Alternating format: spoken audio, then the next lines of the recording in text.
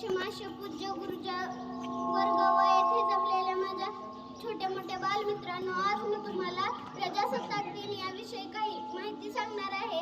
ती तुम्ही शांत चित्ताने ऐकून घ्यावी अशी माझी नम्र विनंती आहे. दरवर्षी 26 जानेवारीला आपण प्रजासत्ताक दिन साजरा करतो. हा दिवस प्रत्येक भारतीयांसाठी खूप आनंदाचा, उत्साहाचा व अभिमानाचा दिवस आहे. आपला देश 15 ऑगस्ट 1947 रोजी स्वतंत्र झाला, पण खऱ्या अर्थाने आपल्या देशाचा राज्यकारभार 26 जानेवारी 1950 पासून सुरू झाला. 26 जानेवारी 1950 रोजी आपल्या देशाचे संविधान अस्तित्वात आले. भारत लोकशाही प्रधान देश बनला.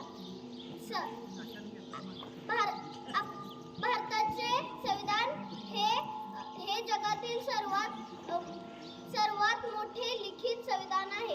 एवढे बोलून मी माझे छोटेसे भाषण संपवते.